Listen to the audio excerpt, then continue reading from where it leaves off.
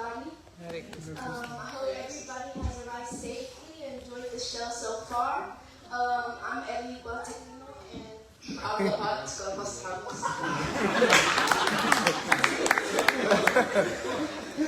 And tonight we're going to be talking about the love of God and why He sent His Son for us.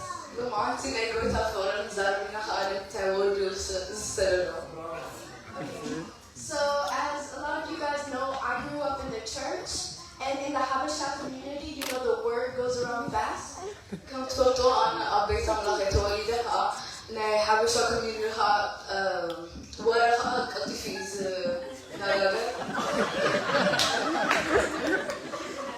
So, I knew a lot of the hardships people were facing, whether that be financial, or health, or emotional, or family problems. So,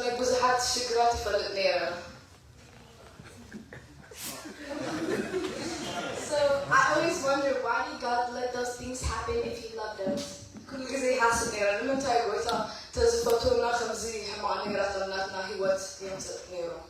Okay, so in our Bibles, let's turn to Romans 8:28.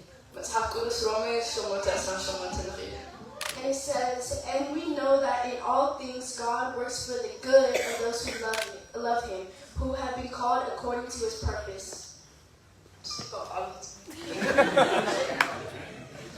Okay, so God does not allow suffering because He hates us, but He allows suffering because He loves us.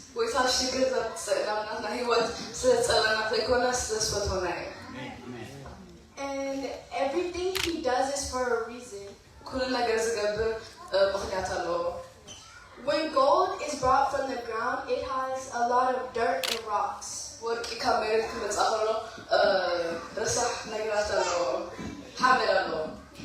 when it is put in high fire, the dirt and rocks melt away, and we're left with shiny and new refined gold.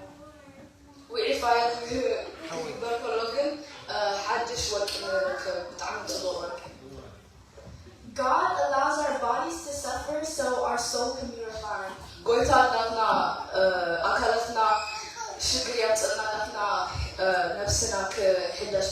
Wow. Amen.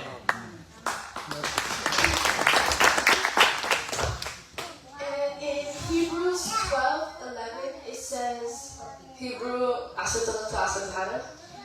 no discipline seems pleasant at the time, but painful later on. However, it produces a harvest of righteousness and peace for those who have been trained by it. When we go to the gym and exercise, it burns.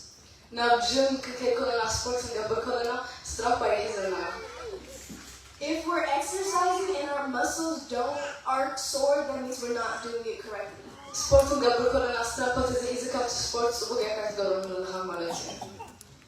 And at the end of the day, after all the burning, our body gets better and stronger.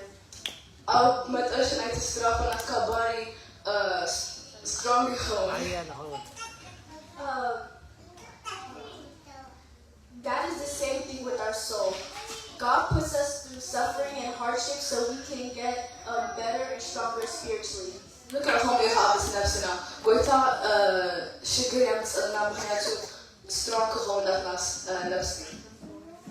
And in 1 John chapter 4, verse 7 through 9, it talks about our love for one another and how love comes from God. Everyone who has love has been born of God and knows God. Whoever does not love but not know God, because God is love. This is how God showed His love among us. He sent His one and only Son into the world that we might live through Him. God isn't a loving God. He is love itself. Wow. Amen. That's the difference between God and humans.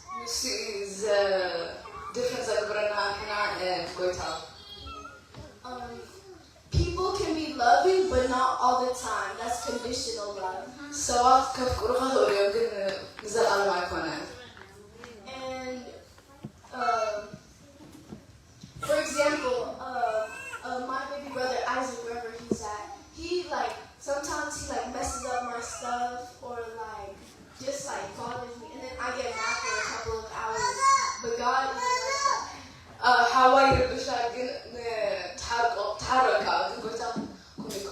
No matter how many times we sin or how big the sin is, God still loves us unconditionally. Amen.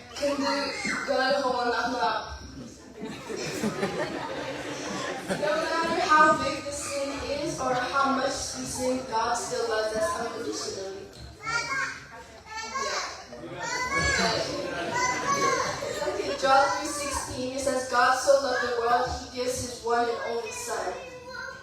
And so, how many of you guys would sacrifice your kid for this church? Exactly, nobody. But because God's unconditional love for us, he sent his son for us. Amen. In the Old Testament, we could see that the only way to get rid of sin was to constantly sacrifice a lamb, right? Up to Old Testament, not sin to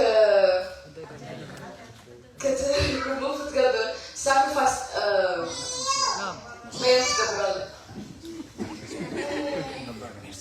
And since it was that was the process, there was no fellowship with God. Communication And then when Jesus Christ came down, he broke that cycle and became the one and only lamb that needed to be sacrificed. Jesus sabiro and lamb. Amen. Now this allows us to have a relationship with God.